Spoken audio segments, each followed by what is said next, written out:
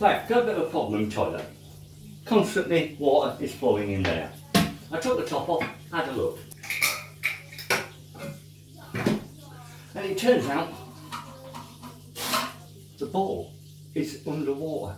That is the float that should shut the water up when it's lifted. It's underwater, which means the valve's gone. We need to replace that valve. Unfortunately, this one's a brand new valve. I only had it replaced by a plumber because I live a long way away. This is Siberia. I had it replaced by something a few months ago, and they put the biggest load of crap you could ever come across in. But anyway, as that one is gone, we need to replace it. So, the process, first off, go and buy a new one. They're very cheap. Any DIY centre will do them. Mostly they're adjustable, twist, and it'll slide to make it the height you want it, and then twist to lock it up. British ones have a little secure and lock in there to stop it unlocking itself afterwards. These ones don't. But anyway, it does the job. Right, set the timer on. First thing we do then, shut the water off. The water's off, make sure it's flush. Now, these siphon boxes, you just twist them and they'll come off, like that. That allows any water that's in there to escape and go away before you start undoing the bottom. Because now you need to undo both them nuts. One is the water, one is holding this thing in place. So undo them two.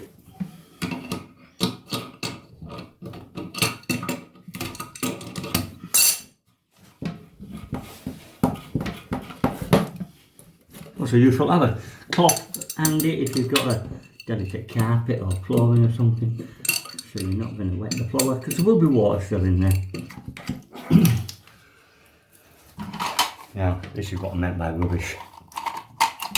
That is all it is. That is a valve there. Little thing onto that little hole, and that is it. Really. The height of disgustingly horrible crap. Okay, so we've got a new one. Take off the nut at the bottom, set it to the height you want. Now when setting it, you need it so that the float closes before the water reaches this height. There you've got a line on this one. You'll have on most. That's your full level. That's your overflow. You want it to stop there. So adjust it so that that will come to there. Now we put that back in, and it goes in simple. Just make sure the seal's on the bottom there. In it goes, and put the new nut on the bottom. Now we're working on plastic, especially plastic to metal. Be gentle. So there it is, in place, nicely replaced. So we just now need to put this back in. It goes in at an angle. You can see the little lugs. Most of them are pretty much the same. Some little differences, but not a lot. Get everything lined up. Check it's still doing stopping time. It is. No problem. And we can adjust it there as well if you want. And turn the water on. Then check for leaks. Very nice. You see? Straight over. That's what we want. Now I'm about an inch down, so I'm going to wind it and let it come up some more.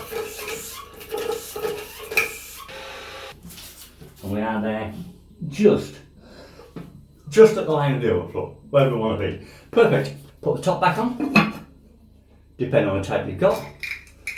It goes in and it screws down. This particular type of it. I like to flush it so I can get my hands in and get a good tightness. There, like that. Good and firm. Kids don't play with it either that way, you see. And there we have it, all sorted. Just make sure you've got no leaks, which I don't have. And jobs are good. So there you have it. Now you know how to change your filler, should it fail, like this one. This one was deemed for failure at birth, I think.